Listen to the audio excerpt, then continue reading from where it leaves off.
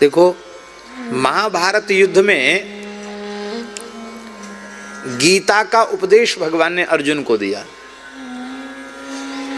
पर भगवान कुछ उपदेश दे रहे हैं और अर्जुन सुन रहे हैं, ये जानकारी किस किस को हुई?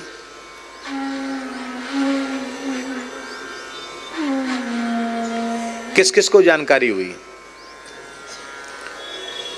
व्यास जी, सबसे पहले तो युधिष्ठिर को, भीमसेन को, सबको आ जाना चाहिए था। वहीं एक सत्संग पंडाल तैयार हो जाना चाहिए था। भाई गीता पर प्रवचन हो रहा है, भगवान बोल रहे हैं, कुछ नहीं, सब अपने अपने काम में लगे हैं और भगवान श्री कृष्ण अर्जुन को गीता का उपदेश कर रहे हैं।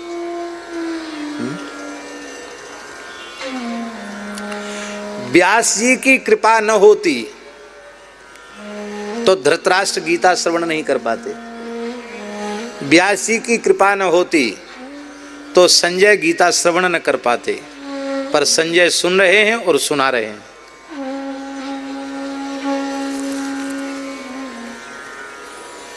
एक बड़े अच्छे भक्त हैं केशव राम जी, कलकत्ता के। सेठ जी, भाई जी, इन सब का खूब संग उन्होंने किया है, अब तो खूब बुजुर्ग हैं। उन्होंने एक बात हमको बताई। उन्होंने कहा कि होशियारपुर में एक परिवार में भृगु संहिता है, तो श्री पंडित अमृतानंद भृगु शास्त्री उस समय होशियारपुर पंजाब में थे। बोले उनके पास गए, उनके पास जाकर कुछ ज्योतिष संबंधी प्रश्न लेकर के गए थे। तो वहाँ गए तो एक बात पूछी उनसे। उन्होंने कहा कोई प्रश्न पूछो, ज्योतिष वाले पंडित जी ने। तो उन्होंने कहा कि श्रद्धेय स्वामी राम सुखदास जी के पूर्व जन्म के बारे में उन्होंने पूछा उनसे।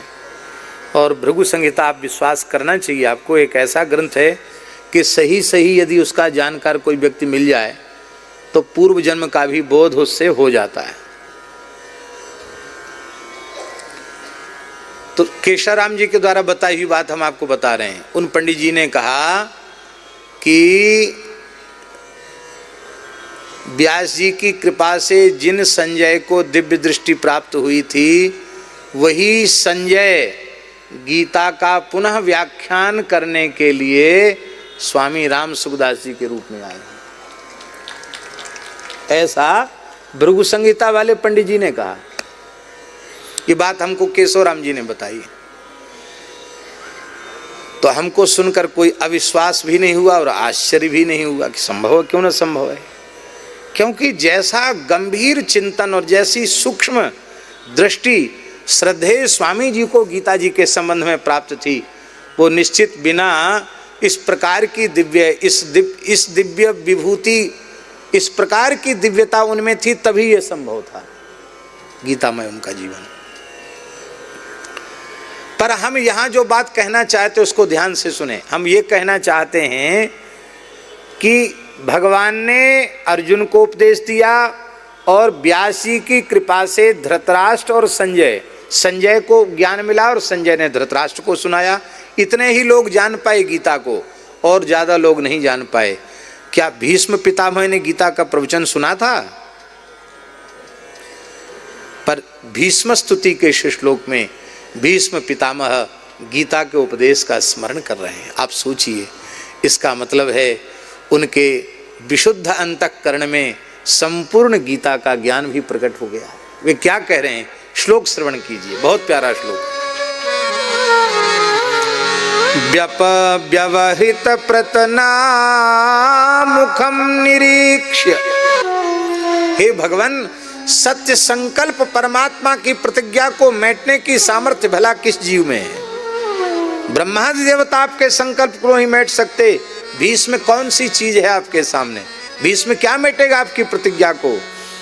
किंतु मैं इस रहस्य को उजागर करना चाहता था कि आप अपने भक्तों से कितना प्रेम करते हैं, आप में कितना अनुपम भक्त वात्सल्य है। आप अपने भक्तों की प्रतिज्ञा की रक्षा के लिए अपने प्रतिज्ञा का भी त्याग कर देते हैं। आपकी भक्त वत्सलता को प्रकट करने के लिए इस दासानुदास भीष्म ने यह दुस्साहस किया।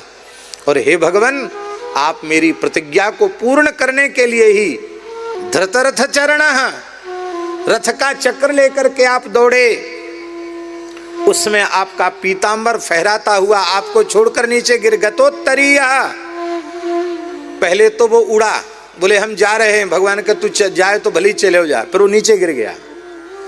भगवान ने उठाया भी नहीं उसको। क्यों? भगवान ने कहा भैया तू चाहे रहे चाहे धरती पे चाहे आसमान में उड़ जा, पर मैं भक्त रक्षण की प्रतिज्ञा का त्याग नहीं कर सकता। मैंने अर्जुन की रक्षा की प्रतिज्ञा की है, पांडवों की रक्षा की प्रतिज्ञा की है, और इस समय पांडव आर्त हैं और मैं आर्तत्राण परायण हूं। मैं भीष्म को दंडित करूंगा। भीष्म जी ने जो ये बात कही है ना कि हमारी सामर्थ्य क्या थी जो आपकी प्रतिज्ञा को तोड़ते, महाभारत में एक जगह लिखा है। जब युधिष्ठिर ने कहा कि महाराज भीष्म जी तो पूरी सेना को ही सूखे जंगल के समान जला के भस्म कर देंगे, अब कुछ नहीं होगा, अब महाराज हमारा उत्साह युद्ध का ठंडा हो गया, लगता हमें पराजय स्वीकार कर लेनी चाहिए, नहीं तो आप बताओ भीष्म जी कैसे मरेंगे।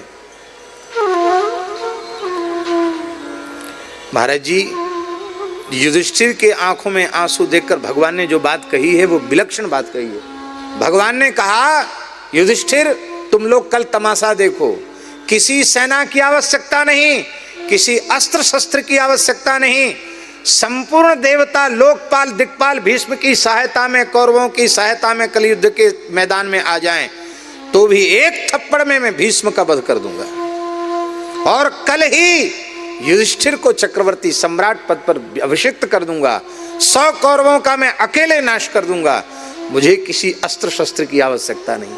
अरे भाई जो त्रिभुवन सक मारी जियाई अंगुल्य ग्रेण तान हनमे इच्छन हरि गणेश्वर। पांडवों ने चरण पकड़ लिए, प्रभु आप अपनी प्रतिज्ञा का त्याग न करें।